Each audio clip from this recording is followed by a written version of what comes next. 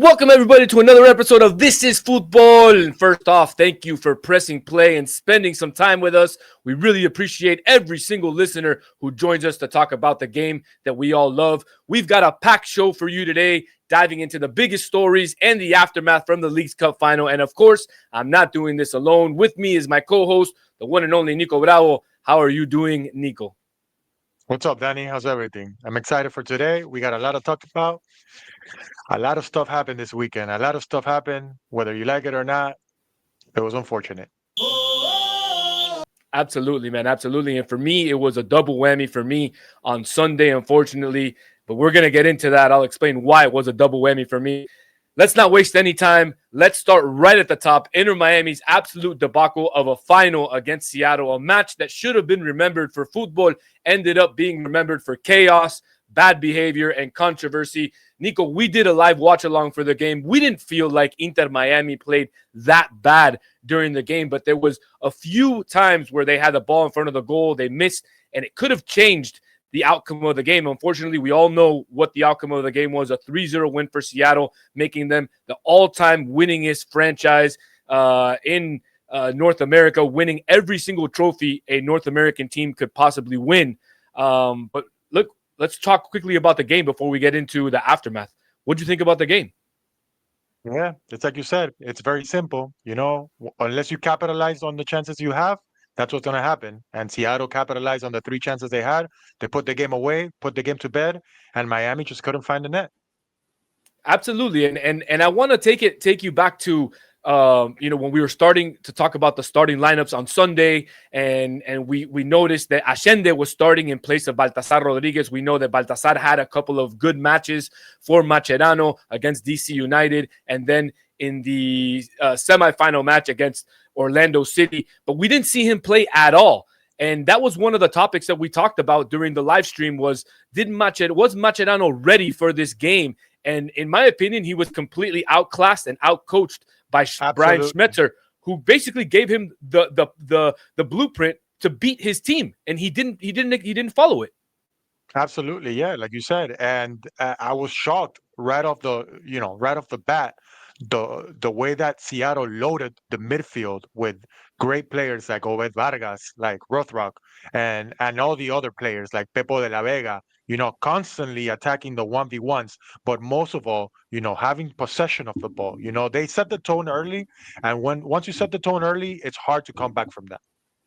Absolutely. And I got to be honest with you. For me, the game was an absolute disgrace for Inter Miami. You have Messi on the pitch. You had a golden chance to showcase football to the world. And instead, what did we see? We saw Suárez, my idol, my favorite player, who I cannot unfortunately say that anymore, spitting at a Seattle staff member. Busquets throwing a punch at Obed Vargas, a 18-year-old player. Come on, guys. Come on. That's just not leadership from those types of players. That was very, very pathetic. But it goes back to the performance they had.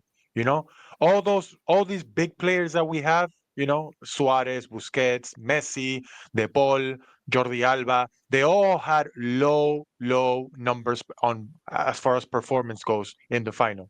And unfortunately, those things happened off the game. Those things happened at post game.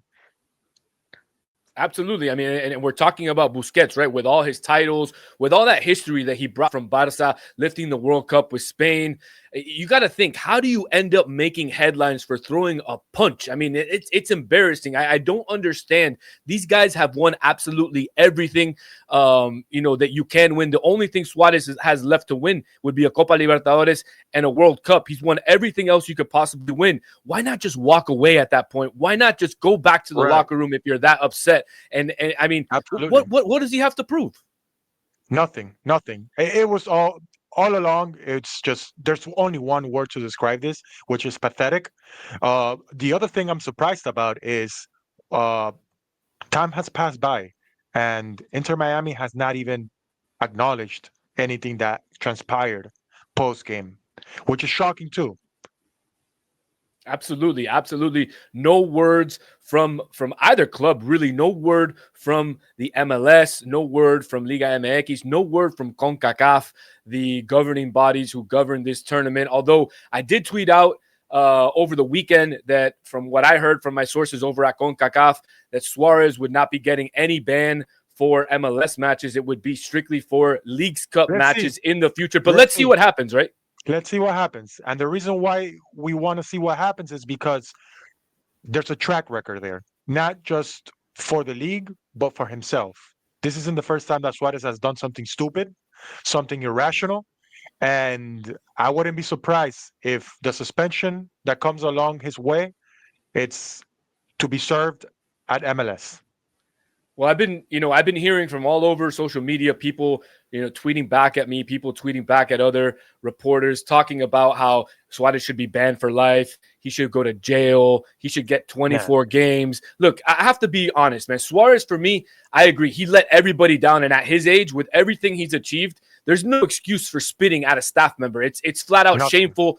But some of these reactions, like the ones that are saying that he should be jailed or banned for life. I mean, come on, that's a little bit of nonsense. At the end of the day, he's not a criminal. He's a soccer player who lost his head, right? And I agree. They have to suspend him. They have to fine him. They have to make it clear that that behavior is not going to fly within CONCACAF and within these tournaments. But you can't just go over the top because he's Suarez. And I feel like that's exactly what's happening because of all the repeat offenses he's had over the years. Right. And it's like you said, the repeat offenses. So let's see what happens. We do have a precedent in hand, which was Hector Herrera last year, and he got three or four games suspension. 3 games. 3 games. So he got 3 games for spitting at someone. Now that was his first time. Let's see what happens with Suarez. Even though it isn't his first time overall, but it is his first time as a player of the major soccer league. Oh, absolutely. And not only that, there are some other precedents as well in the EPL. I remember Cisse, had spit at somebody and he got 6 games and the other player got 4 games. There was a precedent also in Serie A. The FA is very, very radical. The FA usually is very radical when it comes to these things and when it comes to others.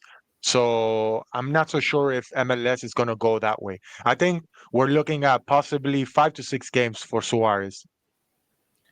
And 5 to 6 games is basically the rest of the season, Nico. So, if that is the case, Inter Miami won't have a forward for the rest of the season until they get into the playoffs. They'll have to go at it with, Allende, with Fafa Pico, and we'll see, the other players as well, because we're strictly talking about Suarez. But as you saw, other players were involved in the play as well, in the debacle at the end of the game, in the chaos, like Toto Aviles threw a few punches. Che Wigan had somebody in a headlock. Maximiliano Falcon almost choked the heck out of somebody. But there was also some assistant coaches from Seattle that threw a couple of punches as well. So I know that the league is reviewing the incident, and we should hear about it over the next couple of days. But look, Nico says 6 games. That's what you can expect. And look, I wouldn't be upset if it was more. I think this type of behavior is unwarranted. It's despicable. And to me, it's probably the lowest thing that you could do to another person is spit in their face. Yeah. It's an unfortunate event. It's pathetic, like I said before, and we should just move on from this. Absolutely. Let's move on, and let's move right into what I think is the biggest problem with Inter Miami, and that is Javier Mascherano. Honestly, the numbers, Nico, I've been looking at them. I've been studying at them, looking at them all day, and they're not flattering. You look at the MLS, you look at CONCACAF Champions Cup, the Club World Cup, the Leagues Cup. Miami's been in everything this year, right? And here's the kicker. Here's the kicker. 3 tournaments played, not 1 trophy to show for it. 0. Absolutely nothing. Yeah, it's like, and this is not a random roster. We ended the watch along the other day, and we said it. Mascherano had the chance to do something in the CONCACAF Champions Cup, got booted in the semifinal. Had a chance to do something at the Club World Cup, got booted in the round of 16. Yeah, we can say that, we weren't expecting the team to go far in the Club World Cup because, there was a lot better teams there, but there was a chance there, They had chances to go further out. Then you go into the Leagues Cup final. Okay, we made it to the final. But with the roster that Miami has, not winning this type of tournaments, to me, that's a failure. I agree. The expectation wasn't just to compete. in these tournaments, maybe the Club World Cup, but not in the Champions Cup, not in the Leagues Cup. It wasn't just to compete, it was to win, to dominate. And instead, what we saw was inconsistency, shaky performances, and unfortunately, when the lights were brightest, Miami just crumbled. And I have some of Mascherano's numbers here, Nico. I have his total number of games managed for Inter Miami has been 43. He has 23 wins, 10 draws, 10 losses. That's a 61% of the points obtained. And we were talking about it off the air, and you mentioned to me that 61% is extremely low for a coach that has this kind of roster in this kind of league. Absolutely. Yeah. Yeah. If you go into top 5 leagues in the world, you check teams like Real Madrid, Barcelona, Liverpool, Chelsea, and I understand you can't compare those to others, but they're playing at a higher level as well. And Inter Miami is playing at the level that they can. But with that type of roster, with that type of spending that the team constantly does, the numbers got to be higher than this. You got to look at to a coach having numbers into the high 60s, low 70s win percent rate.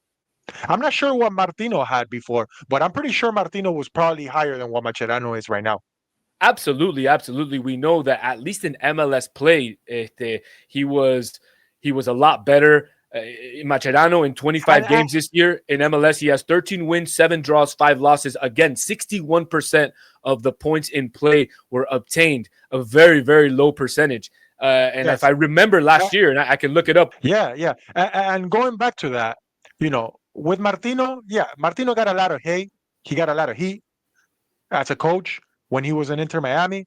But at the same time, when you watched his team perform, when you watched his team play, whether you liked the way he played or not, you knew there was a specific footprint in his team. You knew what the team would show up. You knew how the team would play. There was a specific style of play.